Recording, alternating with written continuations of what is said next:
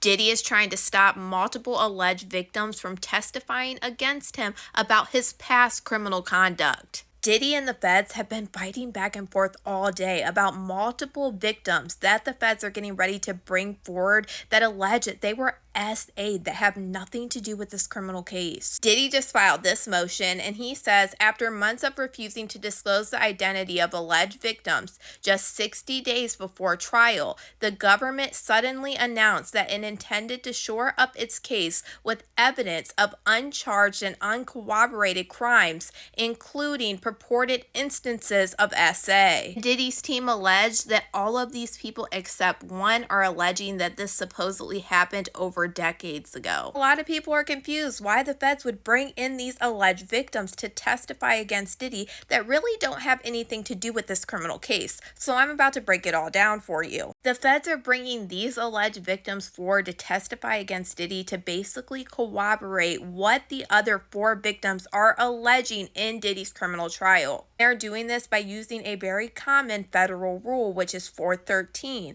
which is similar crimes in SA cases, which allows for the admission of evidence regarding a defendant's previous SA accusations in a current SA case. And the other rule that they're trying to use to bring these other alleged victims forward and use their testimonies against Diddy is Federal Rule 404B. And this rule addresses evidence of other crimes, wrongs, or acts. Generally, it prohibits the use to prove a person's character, but it allows it for the purposes like proving motive, intent, or knowledge. And they are claiming that the allegations that these people are making are more serious than the charged offenses, and if admitted, it would make it impossible for Diddy to receive a fair trial. Diddy is alleging that some of these people are unknown to him, and the allegations implicate dozens of unidentified witnesses and alleged co-conspirators around the world, and they also have some key witnesses who have now passed away. Now, Diddy's lawyers are claiming that they're not even permitted to share the identities of these individuals described in the letter with Diddy until April 18th, and that is because Diddy has been accused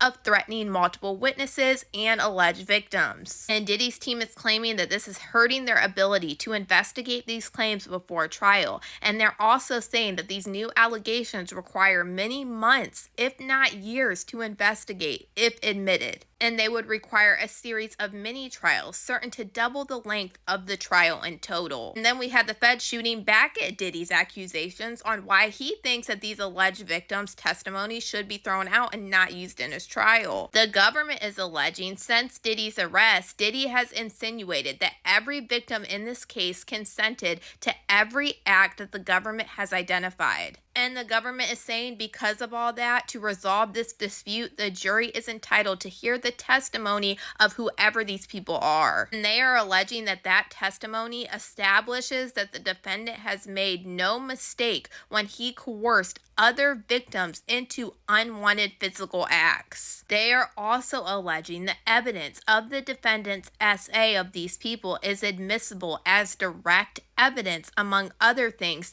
the existence and the purposes of the charged racketeering enterprise. 1, 2, 3, 4, 5, 6 people's testimonies corroborate the evidence that is relevant to the existence of the enterprise and the pattern of racketeering and should be admitted as direct evidence of count 1. Now, the government is also alleging that the evidence of Diddy's SAs of whoever these people are, all of which was enabled by the members and associates of this enterprise, is admissible as direct evidence. Now, they are also alleging that Diddy's charged conduct with respect to victim 3 and victim 4, which involves Diddy, somebody else, and somebody else, clearly constitutes SA under Rule 413, as does the SA of these other alleged victims who are going to testify. And then Diddy and his team shoot back again, and they say count 1 does not allege the R word.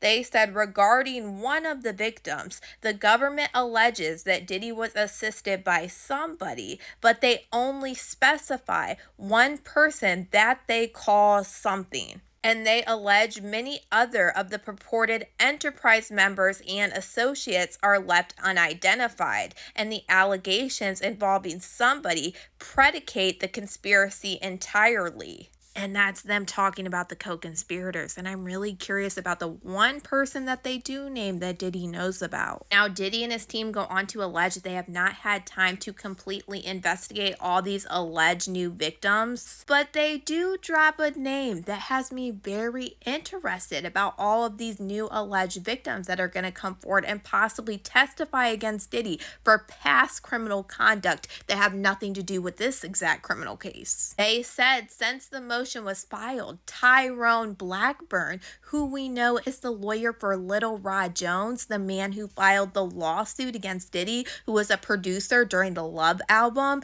and also a lawyer for another woman, Grace O'Markey, who filed a lawsuit against Diddy and his son Christian Combs. And they go on to talk about how Tyrone Blackburn was scolded by yet another judge for conduct deemed unsettling, including filings with accusations and misstatements and exaggerations in Little Rod Jones versus Diddy's case. And we did find out recently that the judge did scold Tyrone Blackburn when we figured out that big parts in Little Rod Jones' lawsuit will move forward against Diddy, Christina Korm, Omar Gooding Jr., and even Christian Combs. And the only thing that makes sense to me on why Diddy would start talking about Tyrone Blackburn in this motion to throw out testimonies from other alleged victims all of a sudden would be that one of these people are probably represented by Tyrone Blackburn, and we know it's either Little Rod Jones or Grace O'Markey. We are going to continue to see a lot of different filings happening with Diddy's case of the feds and Diddy going back and forth